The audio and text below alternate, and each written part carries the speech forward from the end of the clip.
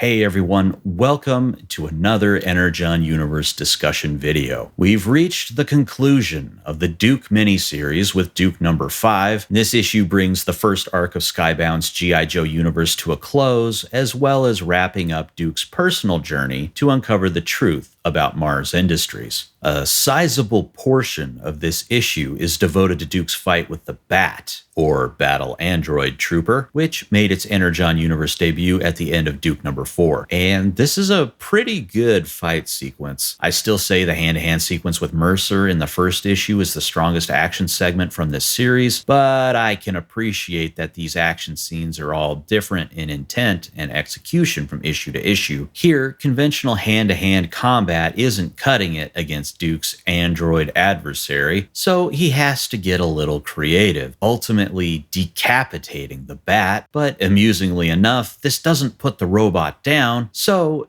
Duke uses the severed head, still attached to its mechanical spinal cord, as a mace to bludgeon the B.A.T into submission. Brutal. It's the sort of thing you could only do with a mechanical opponent, and overall, I think this fight sequence is a clever and gratifying use of the B.A.T and what makes them so cool. I love B.A.Ts personally, so it's great to see them get some love early on in the continuity, and in a way that really plays into my nostalgia for the toy and the cartoon. The original B.A.T figure, as well as the more recent classified figure, incorporated a hand swap gimmick where you could replace the B.A.T's mechanical hand with different attachments, 3 total, 2 of which we see in this issue, as well as seeing the swapping gimmick in action, where the B.A.T removes the claw attachment that we see on him from the start, replacing it with the flamethrower attachment. The third, a gun or a cannon arm, is not shown specifically in this issue, but the preview for Destro number 1 shows several variations on the original gun attachment, so it looks like the B.A.T is going to be picking up some new gear in the not-so-distant future. An additional callback with the B.A.T is where Destro paraphrases the figure's file card in saying they never question orders, complain, or surrender, with each of those perks listed in the same sequence as the original bio. A nice touch, to be sure, but more importantly, it takes me to another noteworthy component of this issue. Destro finally gets some panel time beyond his almost Dr. Claw-like appearances in previous issues, and we finally see his face, or his mask, to be more accurate, but you know what I mean. He's still rocking that suave red suit from the previous issue, with a few too many buttons left unbuttoned on his shirt, mimicking the plunging neckline of his original getup. Plus, his jacket is lined with leopard print, which is a perfect touch. I was wondering if the taxidermied wildcat from issue 1 was supposed to be a subtle reference to Prophet director Destro, and this little detail seems to directly confirm that the creative team are embracing that strange slice of G.I. Joe history. The meeting between Duke and Destro that occurs in this issue produces some interesting little tidbits. First, it introduces Destro to the existence of the Transformers, as Duke directly accuses the arms manufacturer of being responsible for Starscream, something Destro flatly denies, giving us the next noteworthy little bit, which is that Duke finally learns that M.A.R.S isn't behind Starscream. Or a seed of doubt is planted, at least, maybe? I don't know. It's not entirely clear if Duke believes Destro or not, which is fair. I mean, would you take this guy at his word? Also, this marks the second time that Duke has headbutted someone from M.A.R.S Industries, with Mercer being the first. I don't know why that is, probably just a coincidence. Regardless, somebody needs to get this dude a helmet. Anyway, this issue seems to confirm what I suspected in my video for Duke number 4, which is that Destro does not have his hands on Energon just yet. After Duke defeats the B.A.T, Destro reiterates the info we were given in the previous issue, which is that all of Destro's tech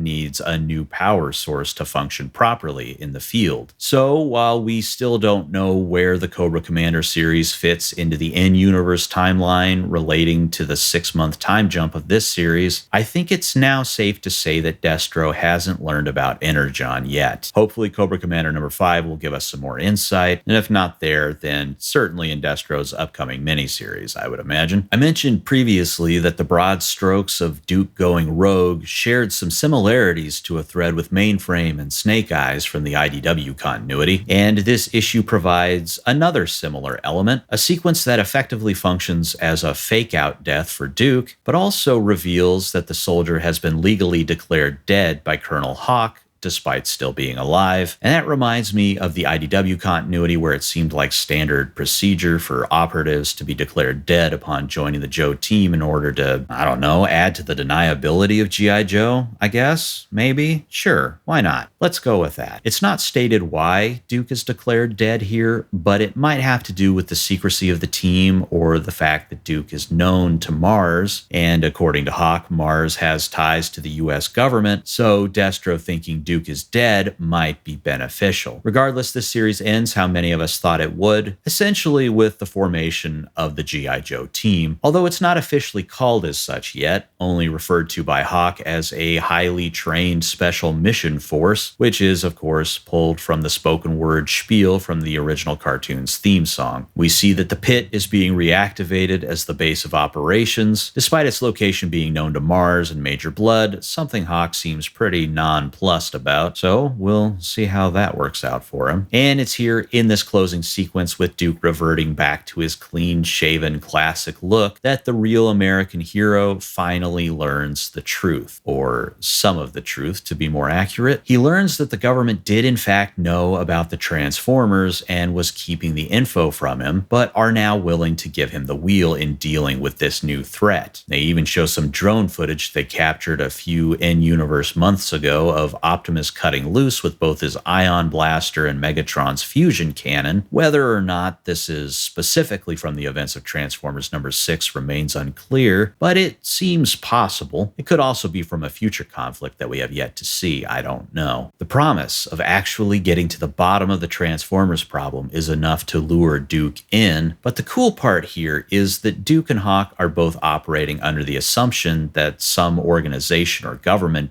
built the Cybertronians and are using them as weapons. So Duke is only really getting fragments of the truth because it seems like not even the US government has the full picture here. I think this is a smart move from a storytelling perspective, as it will maybe allow G.I. Joe to continue to be its own thing for a while longer before fully crossing over with Transformers. A cool effect of this choice is that the Joes will be looking for people behind this new menace, which could lead to clashes with the various factions of bad guys from the Joe universe. Meanwhile, the truth about Cybertronians, and Cobra Law for that matter, may take some time to be fully revealed, and I like the idea of a slow build up to that truth coming to light, and I'm really looking forward to seeing how it's all going to unfold over however long it's going to take. While this issue didn't have much in the way of surprises or major revelations, it was nonetheless a solid conclusion to the miniseries. Reflecting on this series as a whole, Duke has been a fitting preamble to what will hopefully become a sprawling, complex G.I. Joe continuity. I said at one point that this was my second favorite title of the Energon universe after Transformers, and honestly I think Cobra Commander may have taken that second place after the third and fourth issues of that series, but I still have very positive feelings about the Duke experience, if you will. This was a fun action thriller comic and an interesting take on this particular character. And if you've been keeping up with the videos, then you know that I am very much into the way this series looks, so much so that I consider it to be the greatest strength of the title, elevating the already enjoyable script tremendously. After this, I'm a pretty big fan of the Williamson, Reilly, Bellaire, Wooton creative team, and I'm really hoping to see them working together again on a G.I. Joe title in the future. But that's it from me on Duke number 5. How do you feel about this miniseries now that it's all done and dusted? You looking forward to seeing what's next with the Destro and Scarlet series? I know I am. Let me know your thoughts in the comments, like, subscribe, etc. Thank you for taking the time to watch this. I hope you enjoyed it and that you have a good rest of your day. See you next time. Goodbye.